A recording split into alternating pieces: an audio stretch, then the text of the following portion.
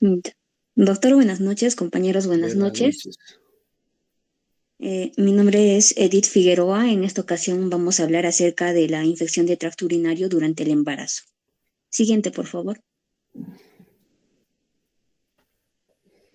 Bien, la infección del tracto urinario se va a definir como la existencia de gérmenes capaces de producir ya sea una alteración funcional o morfológica en las vejigas, sistema colector o riñón.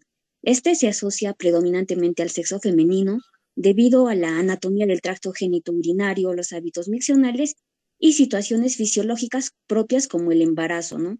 En las mujeres embarazadas se va a considerar de gran importancia dado que corresponde a una complicación obstétrica muy frecuente, siendo solamente superada por la anemia y la cervicovaginitis. Aparte que durante la gestación existen cambios anatómicos y fisiológicos en el sistema urinario que propician, ¿no? Por ejemplo, la hidronefrosis fisiológica, también se ve un aumento del reflujo vésico-ureteral y también hay cambios físico-químicos en la orina. Ahora, si a todo ello aunamos la alteración hormonal como el aumento en la progesterona y consecuente disminución del tono muscular, tanto uretral y vesical, y la reducción en la peristalsis ureteral, pues todo ello va a conllevar a que haya una estasis urinaria, generando así un entorno facilitador para el sobrecrecimiento bacteriano y un potencial desarrollo de un foco séptico. Siguiente, por favor.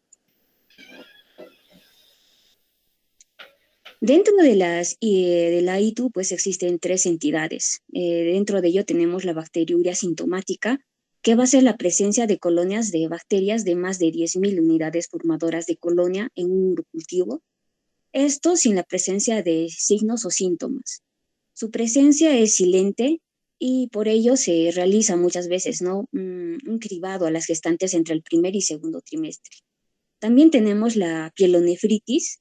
Esta pielonefritis supone una infección de las vías altas, es decir, la pielonefritis aguda, donde se va a encontrar involucrado tanto el parénquima y los cálices como la pelvis renal, y también puede comprometer uno o ambos riñones, ¿no?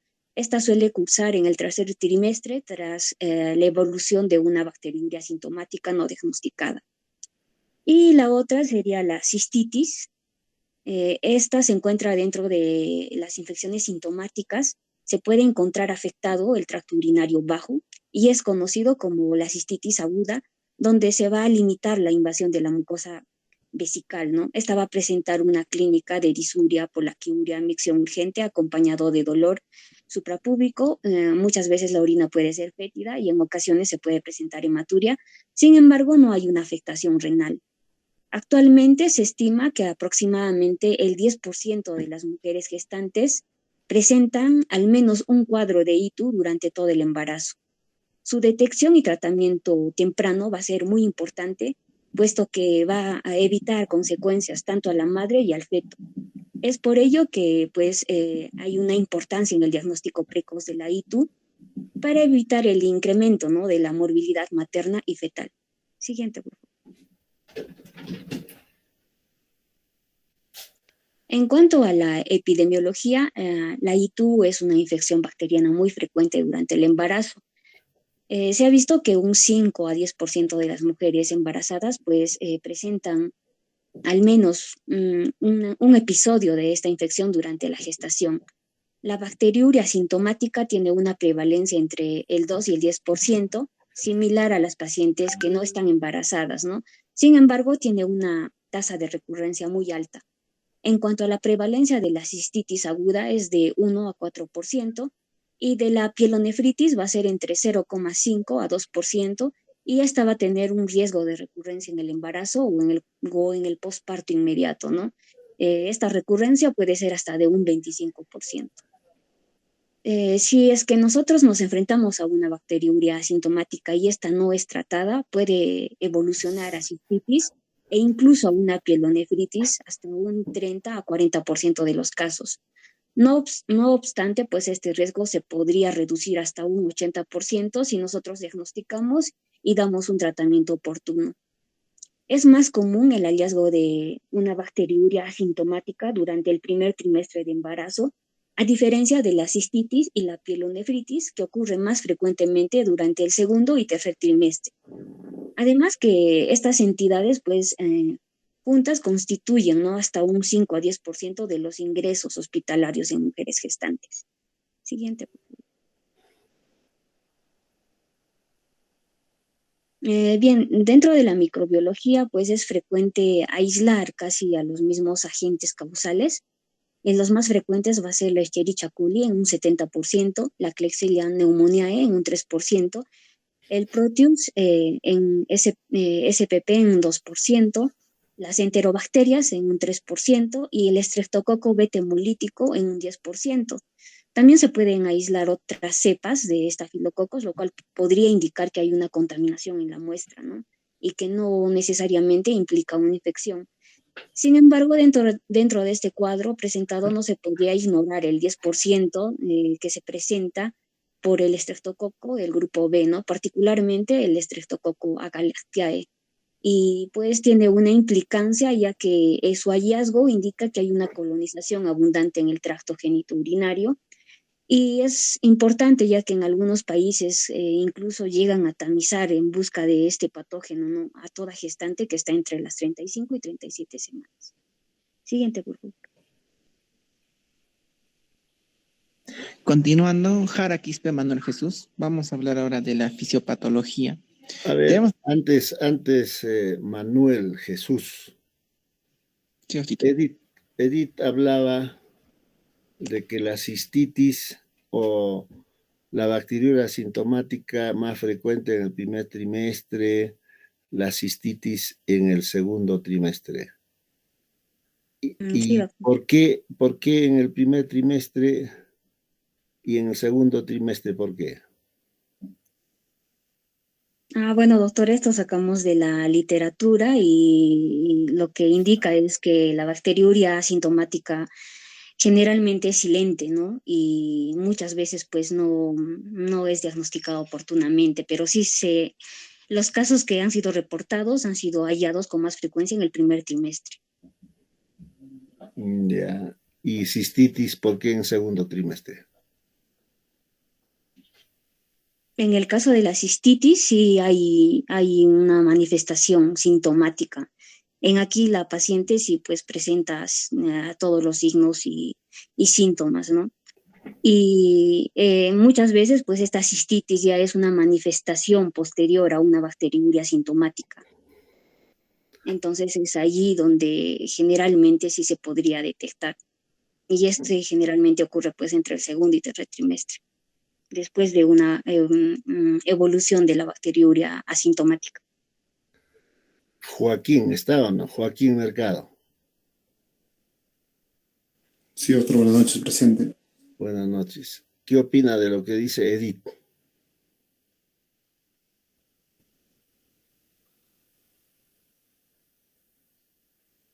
Nada. Bueno, Edith nos ha palabreado demasiado. La pregunta era ¿por qué la cistitis es más frecuente en el segundo trimestre? Eso es la pregunta. Y nos ha palabreado.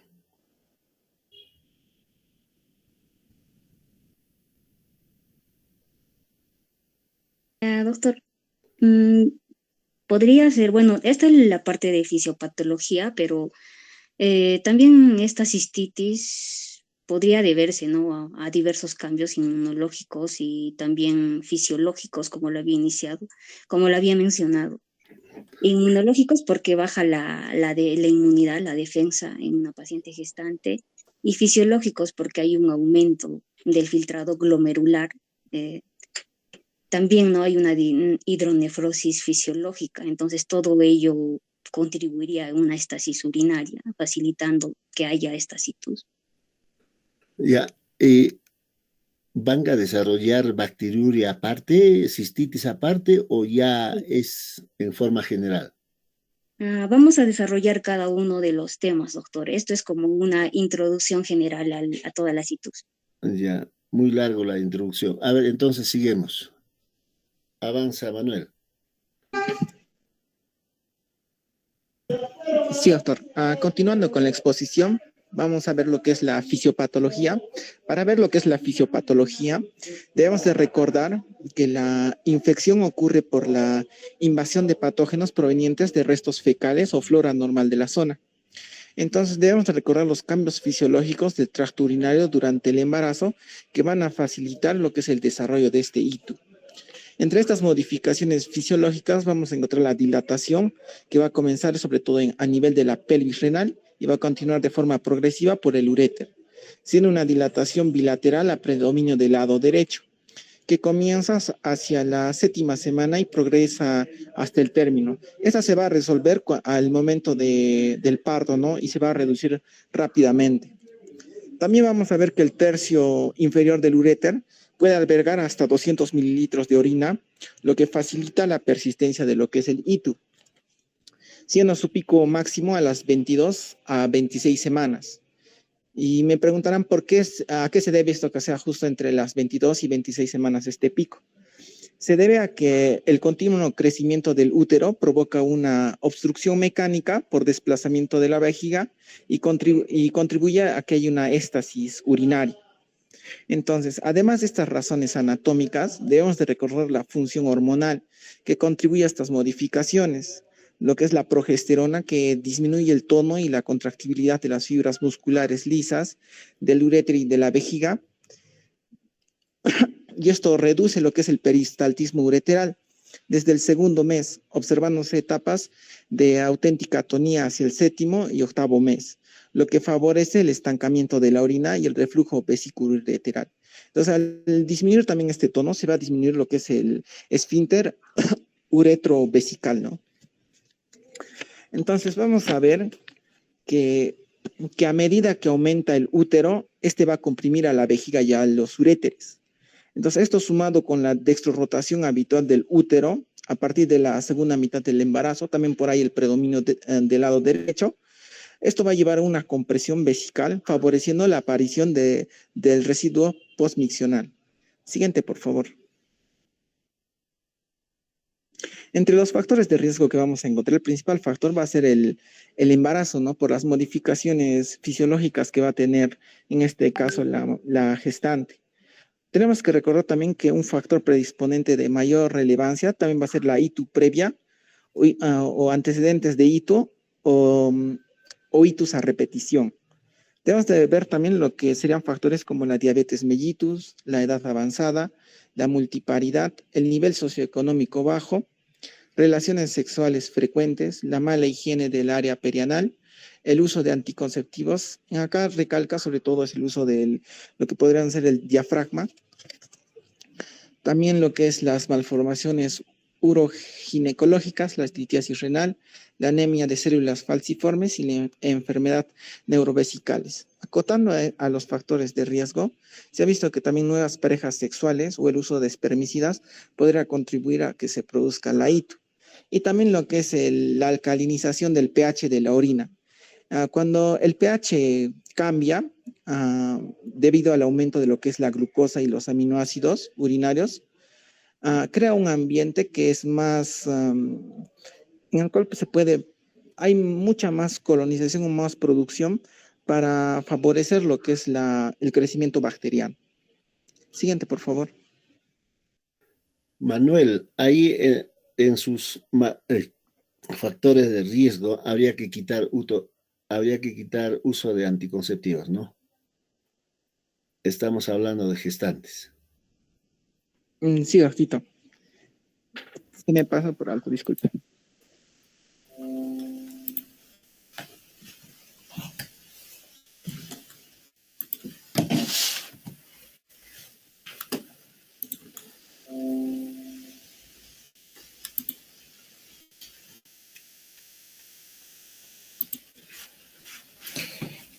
Pues continuamos con bacteriuria sintomática.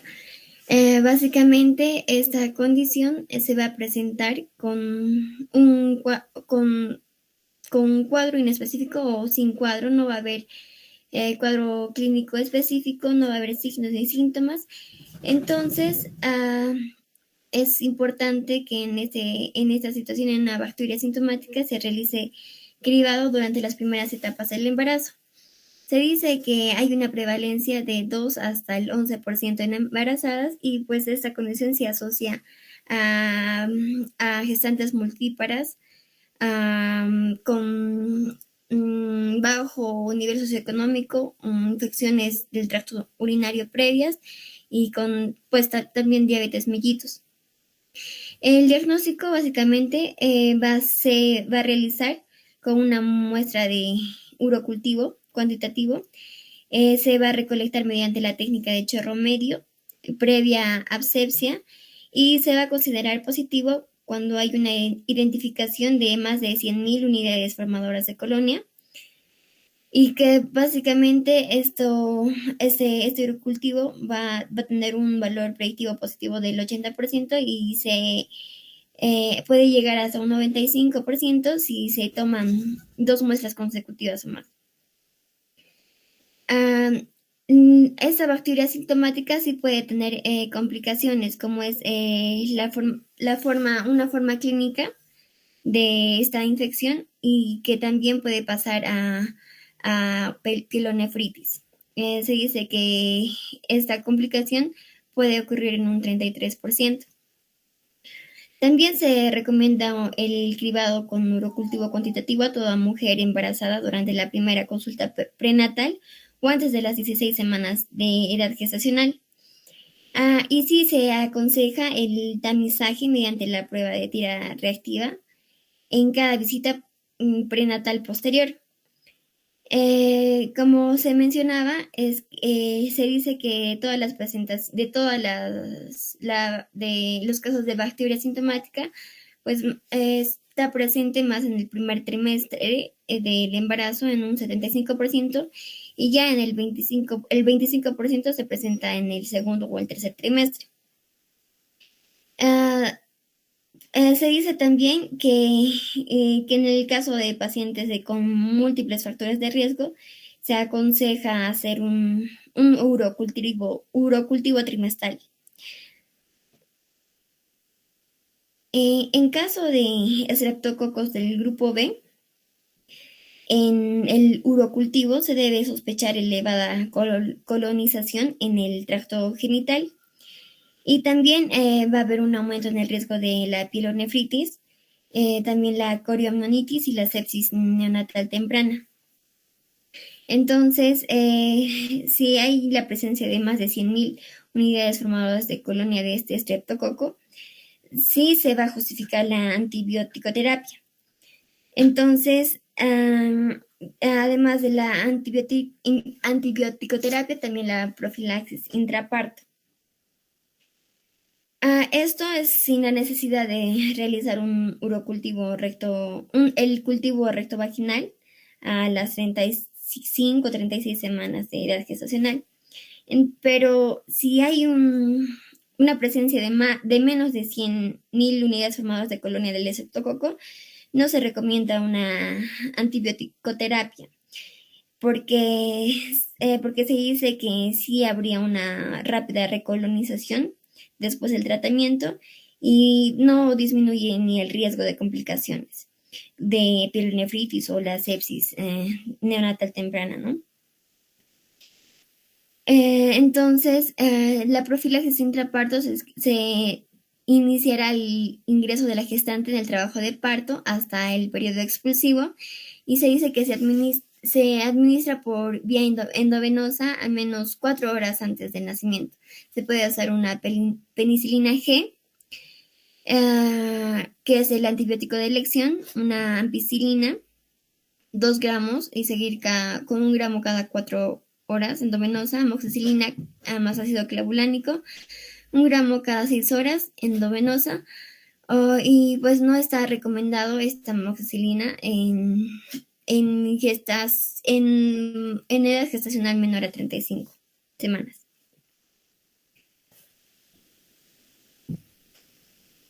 El manejo y tratamiento, pues es ideal que se inicie con un antibiograma, si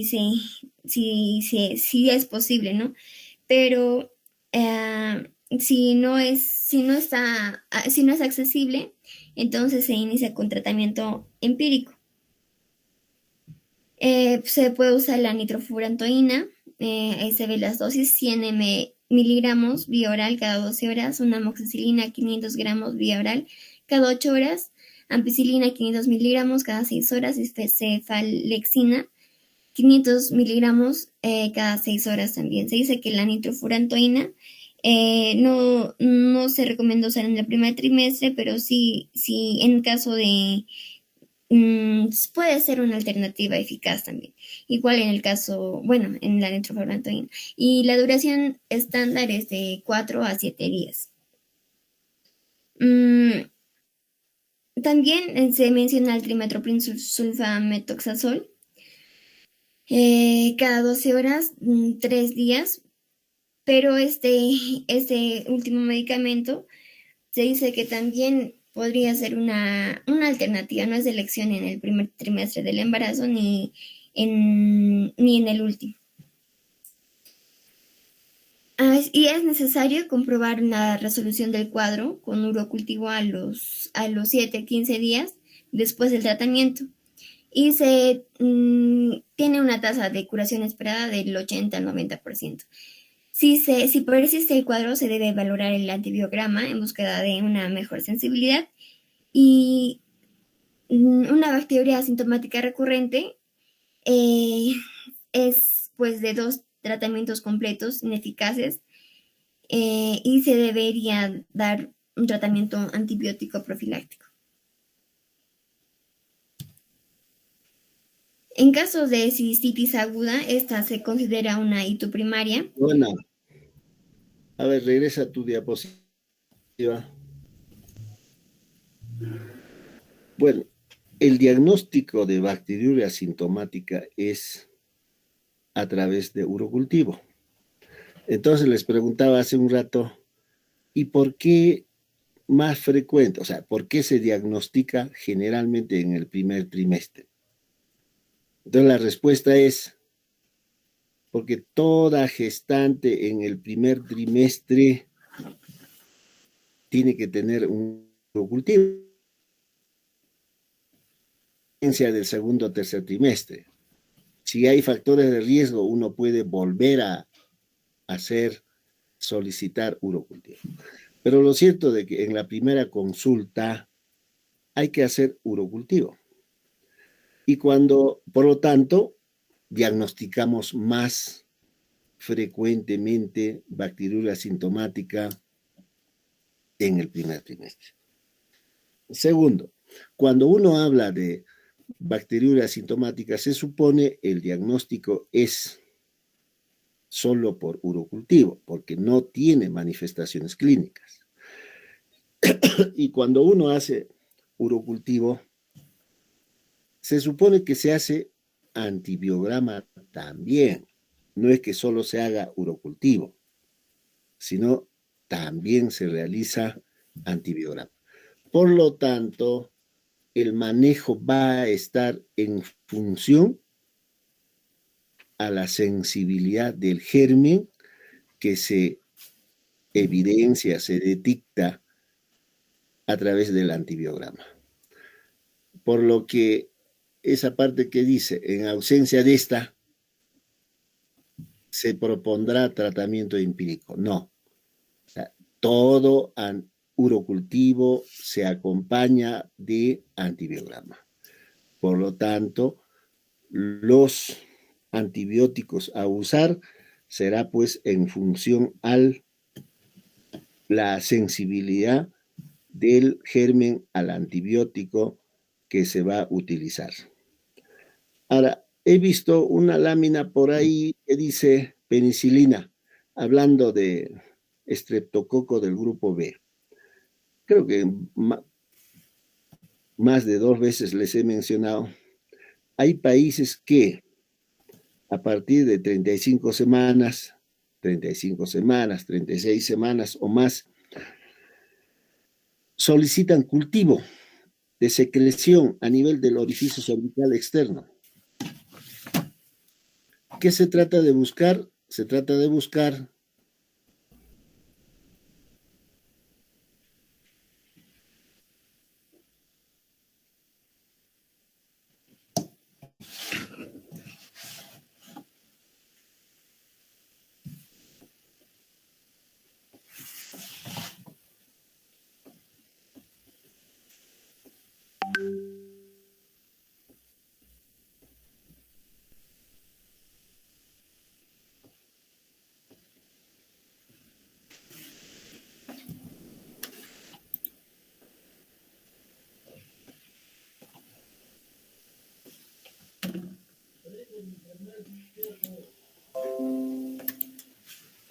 Ya. ¿Se cortó por un momento, Luisa? Sí, doctor, se cortó. Ya. Sí, Entonces, doctor. ya, si retroceden una par de diapositivas, creo que por ahí habla de penicilina. ¿Dónde está? Donde dice penicilina. Por ahí creo. Entonces, el antibiótico que es sensible es la ampicilina. Pero se puede utilizar la penicilina. Lo que está mencionando acá es que se debe utilizar penicilina 5 millones de unidades internacionales.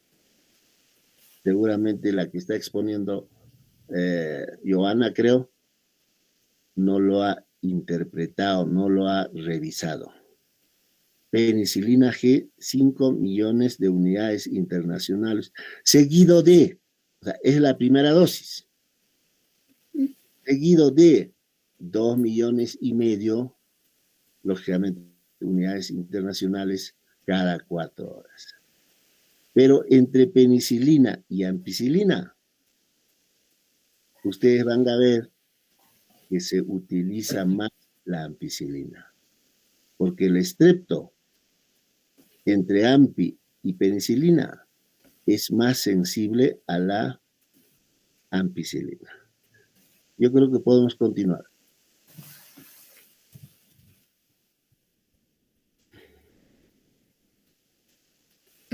Ya, doctor.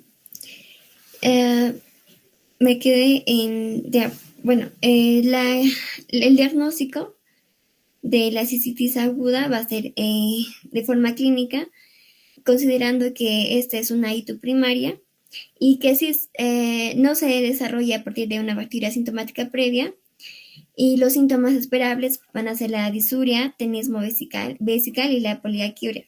Y no se van a encontrar síntomas sistémicos como la fiebre. Entonces, es necesario para el diagnóstico de la clínica y el urocultivo. Y el urocultivo va a ser positivo cuando va a haber más de 100.000 unidades formadoras de colonia. Este urocultivo también va a ser recolectado por chorro medio previa asepsia. Y pues sí se va a asociar a piuria, bacteriuria, ocasionalmente a hematuria microscópica y excepcionalmente a hematuria macroscópica.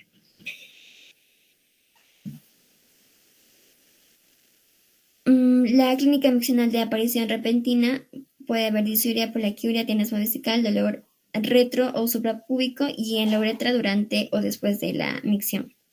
Entonces,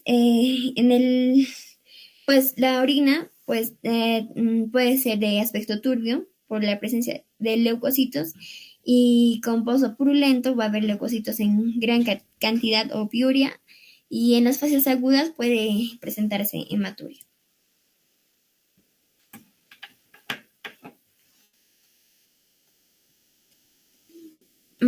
Ok. En mujeres con cribado por tira reactiva de presencia, como que presenta leucocitos, nitritos positivos, proteínas más de 1 MAT10, y presencia de clínica, se deben realizar estudios confirmatorios, además de la prueba de sensibilidad antibiótica. Y hasta un 50% de mujeres con clínica de cistitis, el urocultivo es negativo, y en estos casos se denominan síndrome uretral agudo o cistitis abacteriúrica y sí están asociados en ocasiones a clamidias. Ahora el manejo y el tratamiento se suele iniciar de manera empírica, dado que pues no se dispone de una sensibilidad antibiótica al momento del diagnóstico y como el doctor lo mencionaba, sí es necesario el antibiograma, ¿no? Los esquemas empíricos recomendados se muestran en el cuadro. Sí se usa la nitrofurantoína con las mismas dosis, la amoxicilina, ampicilina, amoxicilina más ácido clavulánico y el trimotropin sulfametoxazol. Y pues es exclusivo en el segundo trimestre. La duración estándar en este caso va a ser de 7 días. Ahora también se puede usar para la analgesia urinaria con fenazopiridina de 200 miligramos vía oral cada 8 horas por al menos 2 días. Y si es un manejo ambulatorio, se recomienda un reposo relativo, consumo de 2 a 3 litros de líquidos diarios y mejorar los hábitos flexionales. Y el tratamiento de vaginitis. A ver, Yona, a ver, escuchen. A ver, regresa a su diapositiva. Bueno, generalmente estas gestantes van a venir por consultorio, en el caso del Hospital Antonio Lorena, por consultorio de alto riesgo obstétrico. O algunas vendrán por emergencia. ¿Por qué vienen estas gestantes? Porque presentan manifestaciones clínicas. ¿Cuál es lo prioritario? Presentarán pues un disuria, presentarán polaquiuria, tenesmo vesical y muchas veces dolor lumbar o dolor a nivel retropúbico, ¿no? Entonces, el diagnóstico hasta ahí es clínico y hay que darle un tratamiento, porque si no le damos tratamiento, puede generar aborto, puede generar amenaza de parto pretérmino, puede generar parto pretérmino, puede generar restricción de crecimiento intrauterino. Entonces, uno empieza con el tratamiento empírico, con cualquiera de los antibióticos que está ahí, tratamiento empírico. Pero antes de la primera dosis del antibiótico, se supone se toma una muestra de orina para cultivo y antibiograma. ¿En qué tiempo está el resultado de cultivo y antibiograma? En el mejor de los casos está en 24 horas. A veces se puede prolongar hasta 48 horas. Y finalmente 72 horas. Si en 72 horas no ha crecido nada, ya no va a crecer. Los de laboratorio lo leen a las 24 horas. Si todavía no ha crecido, le dan opción otros 24 horas más. Nuevamente lo leen a las 48 horas. Si ha crecido, ya informan. Pero si no ha crecido, le dan otros 24 horas más. Significa 72 horas.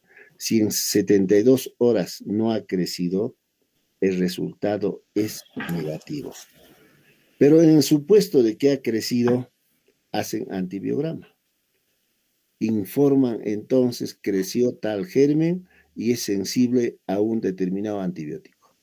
Y si nosotros empezamos con un antibiótico que es sensible, continuamos con el tratamiento, vale decir, con el mismo antibiótico. Pero en el resultado antibiograma nos dice que el antibiótico que estamos utilizando es resistente, cambiamos de antibiótico.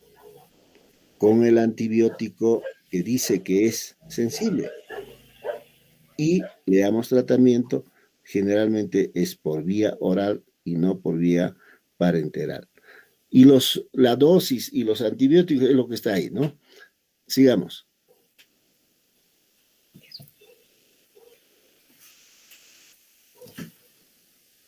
Sí, se debe comprobar la resolución del cuadro con un orocultivo a los 15 días más o menos y tras finalizar el tratamiento antibiótico y repetirlo mensualmente. Ahora también se debe considerar importante diferenciar una recidiva y una reinfección. Básicamente la recidiva es la persistencia del microorganismo anteriormente ya detectado que puede aparecer dentro de las primeras 2 semanas después del tratamiento. Y básicamente el manejo es terapia empírica distinta a lo que ya se ha prescrito anteriormente, más o menos de 7 a 14 días.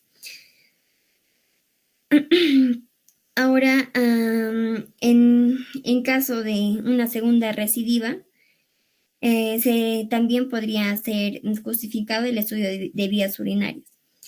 Y en caso de presentar anomalías anatómicas o funcionales de las vías urinarias, se debe indicar tratamiento prolongado por 4 a 6 semanas. Por otro lado está la reinfección, que es una nueva infección posterior a un mes de finalizar el tratamiento previo y generalmente está asociado a un germen distinto. Y se recomienda una terapia supresoria antibiótica para la cistitis recurrente después de 2 tratamientos completos ineficaces.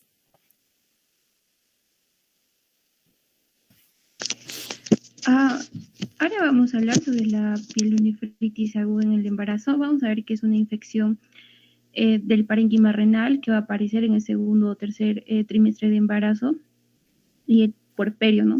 Vamos a ver que esto también va a estar localizado más frecuentemente en el riñón derecho en un 80%, en un 50%, en el riñón izquierdo un 25% y en ambos en un 10%.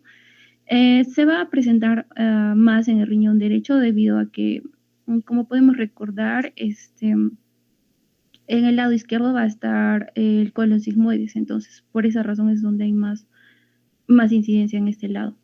Vamos a ver que la vía justamente de diseminación va a estar por una vía ascendente o una vía hematógena.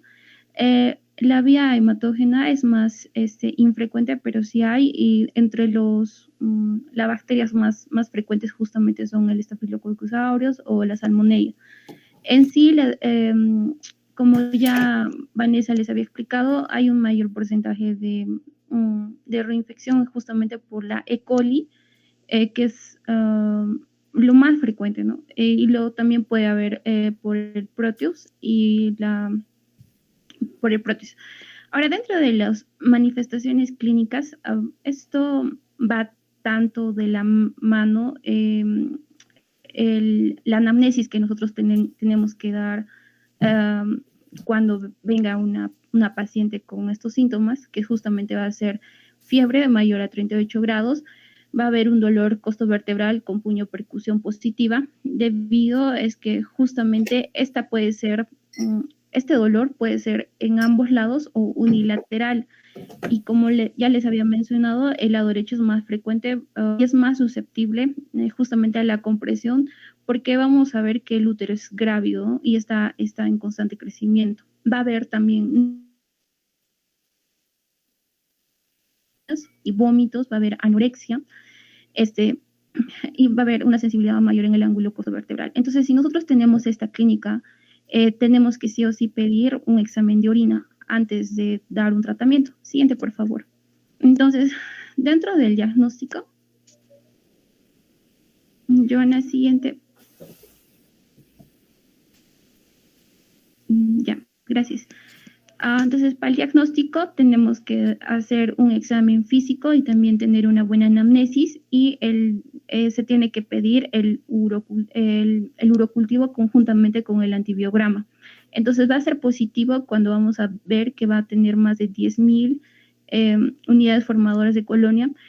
También vamos a ver dentro del examen de orina, la mayoría de las personas con pielonefritis va a presentar una piura, pero no en todas las personas, pero sí es más frecuente que se encuentre piura. Si una piura, vamos a ver bacteriuria y también cilindros leucocitarios dentro del examen de orina. Vamos a ver que los exámenes de las imágenes como una ecografía no se utilizan de forma rutinaria para poder diagnosticar la pielonefritis, pero es muy necesario recalcar que justamente la anamnesis, el examen físico y también lo que va a confirmar también va a ser el examen de orina, que es muy importante. Dentro del manejo, es muy necesario discernir la forma, la pielonefritis con la cistitis, porque justamente es para disminuir el riesgo de complicaciones materno-fetales, para para poder disminuir los riesgos de complicaciones materno-fetales. Ahora, tenemos que tener en cuenta que si una gestante viene con una fiebre más de 38 grados centígrados, tiene una edad gestacional mayor o igual a 24 semanas, presenta signos de sepsis, hay amenaza de parto pretérmino, vamos a ver que va a haber una deshidratación marcada porque justamente la pielonefritis las pacientes vienen con anorexia, no tienen ganas de comer. Entonces, vamos a ver tal vez si tiene una intolerancia de vía oral o hay fracaso o falta de adherencia al tratamiento ambulatorio posterior a 72 horas. Entonces, estos son síntomas de alarma en el cual tenemos que darnos cuenta para poder así hospitalizar a la paciente. Siguiente, por favor. Ahora vamos a hablar un poco sobre el tratamiento. Un tratamiento ambulatorio es la subtracción de 1 gramo cada 24 horas por vía endovenosa o intramuscular, o la gentamicina 80 miligramos cada 8 horas intramuscular. Y si vamos a ver que no hay un antibiograma, se va a hacer una cefuroxina de 250 miligramos cada 12 horas por vía oral por 14 días, o la cefixima 400 miligramos cada 24 horas por 14 días, si es que hay una resistencia a la cefuroxima. Ahora, si hay una persistencia de fiebre y no hay respuesta a la clínica tras las 72 horas, es necesario dar un ingreso hospitalario. Ahora, dentro del el tratamiento intrahospitalario es muy importante otra vez hacer incluso un antibiograma, si es que ya, un urocultivo, perdón, y también un antibiograma si es que ya se hizo en la primera visita, por decir así, al médico. Esto es muy importante porque va a ayudar a los médicos, al personal médico, para poder tener una antibioticoterapia de mayor eficacia. Dentro del tratamiento intrahospitalario es muy importante también la fluidoterapia. Dentro de las complicaciones que va a tener la pielonefritis, va a haber un shock séptico, va a haber una disminución del hematocrito por hemólisis, va a haber una insuficiencia renal por edema pulmonar, puede llegar a haber un síndrome de respiratorio, puede haber también parto pretérmino, puede haber anemia, una preeclampsia o una hipertensión arterial. Siguiente, por favor.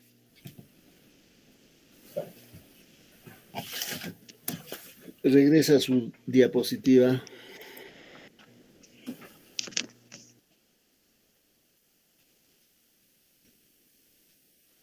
Ya, a ver. Ustedes que están yendo a los hospitales tienen que haber visto hasta la fecha uno o más de gestantes con pielonefritis. Porque si no han visto, lógicamente no están haciendo la práctica como debe ser. Por lo tanto, toda gestante con pielonefritis tiene que hospitalizarse para recibir tratamiento por vía parenteral. Porque ahí dice, si no hay respuesta, si no hay un antibiograma, bueno, por ahí he visto, espérame, resistencia, acá dice, creo, persistencia de fiebre y no respuesta clínica tras 72 horas, indicar ingreso hospitalario. Se supone, ahí está diciendo, por lo menos por 72 horas manejo en casa. ¿Y qué dice ahí? Administrar ceftriaxona, cefixima. Y si vamos a administrar estos antibióticos en casa, ¿cómo saber si no se va a presentarse las reacciones adversas medicamentosas? ¿Cómo saber? Porque acaso el médico, la enfermera, va a estar con la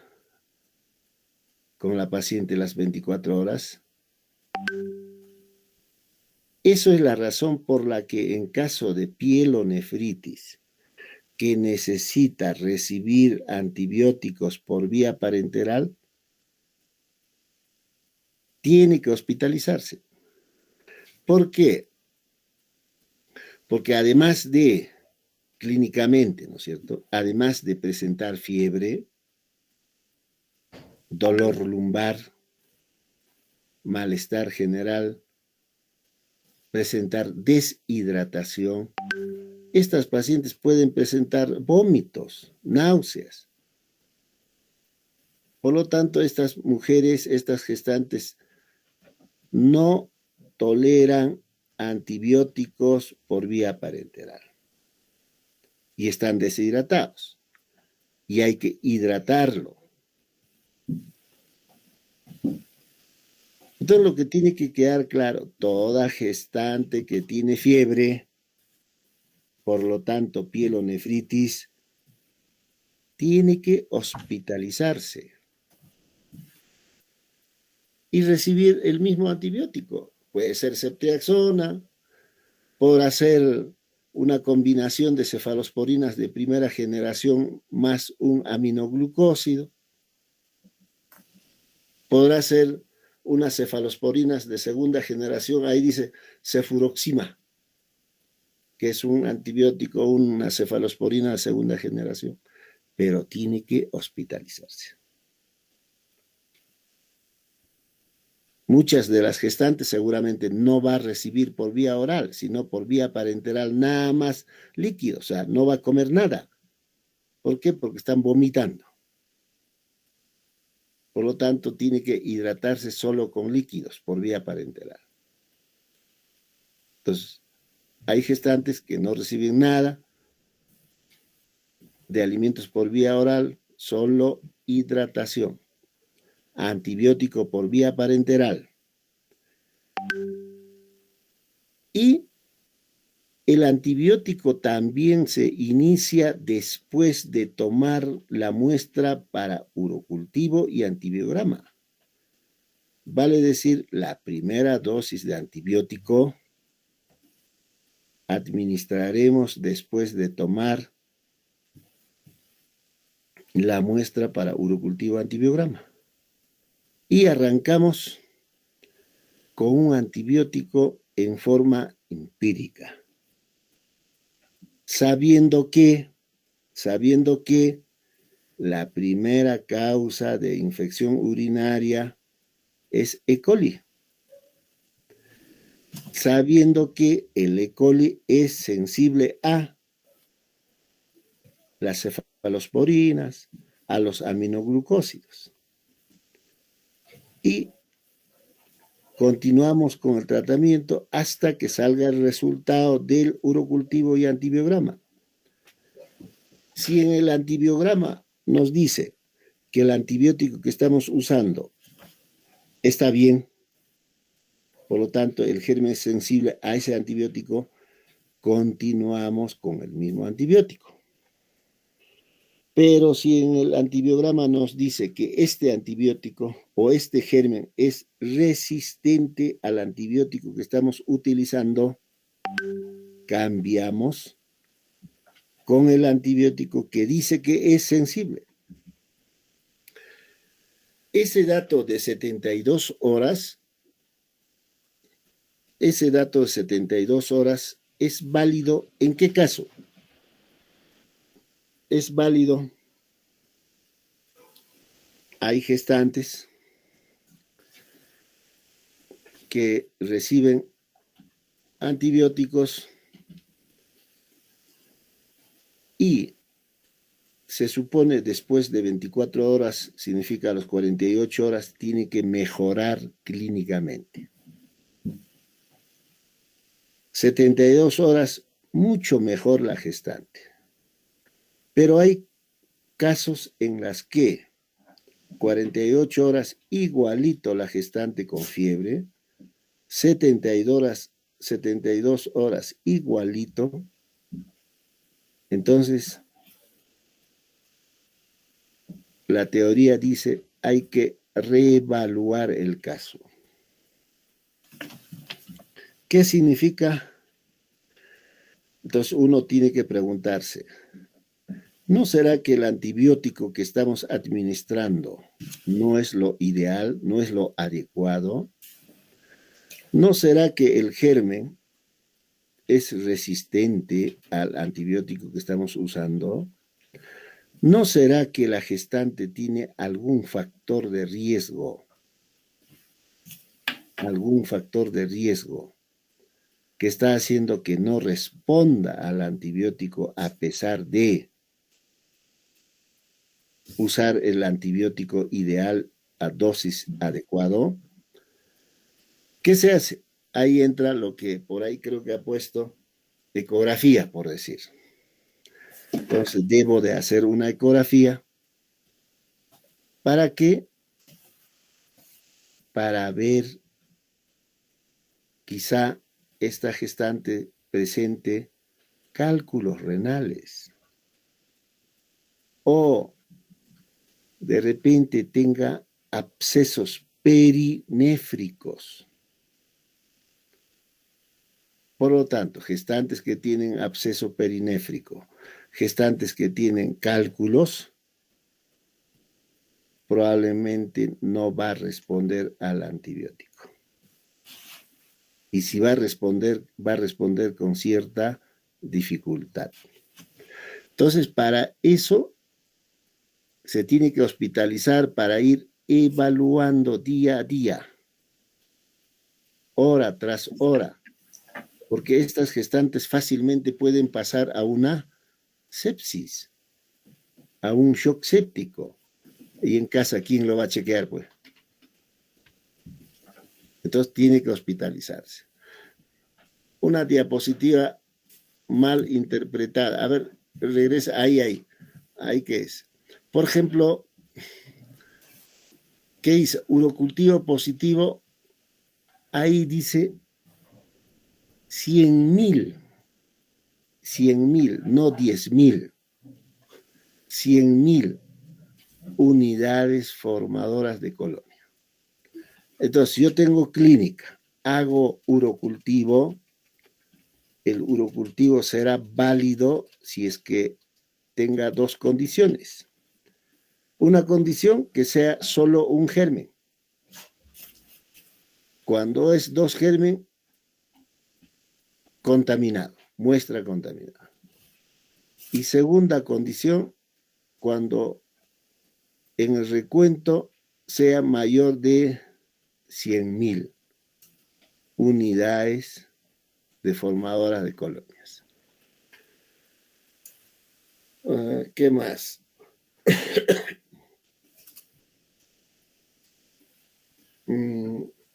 Justamente ahí dice, ¿no? Intolerancia. Hay gestantes que tienen intolerancia vía oral, están vomitando, están deshidratados. Y si queremos que mejore la paciente, tenemos que hidratarlo. Me parece que ahí como complicación no lo han mencionado. Muchas gestantes que tienen pielonefritis incluso pueden hacer una insuficiencia renal. ¿Y cómo controlar pues una insuficiencia renal en casa?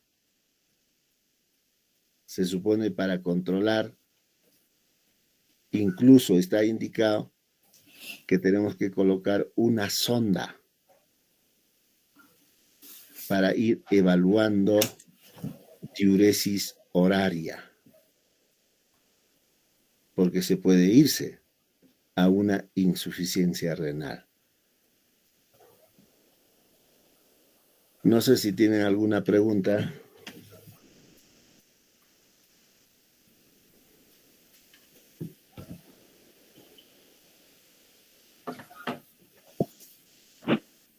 Todo claro, doctor. Perfecto, muy bien. Entonces, mañana nos veremos en Larapa para hacer mi clase presencial, que sería la última. Nos veremos Sí, doctor. No Sí, olvide, dígame. doctor, darnos el repaso, por favor, doctor. Ojalá que alcance el tiempo, pues, porque yo tengo una clase todavía de ruptura uterina y espero que sea 1 hora eso y después ya el repaso, pues. Por favor, doctor, para que nos vaya bien en el examen. No, ustedes son unos capos, así que les van a ir bien en el examen. Lógicamente tienen que estudiar, ¿no? Sí, Porque doctor. ahí veo a Diego, le veo que está mirando al cielo, no sé qué cosa mira tanto al cielo, estará pidiendo a Diosito. Está bien, doctor. Entonces, mañana las clases presenciales, doctor. Sí, no creo que haya reunión en la dirección, pero no, pienso estar a la 1 en La Arapa. Ya, está bien, doctor. Buenas noches, hasta mañana. Doctor, más bien, el proyecto de investigación, doctor, ¿lo llegó a revisar? Sí, lo he chequeado. Mañana le explico. Ya, está bien, doctor, por favor. Hasta mañana, hasta mañana. Hasta mañana, doctor. Buenas noches, doctor. Buenas noches.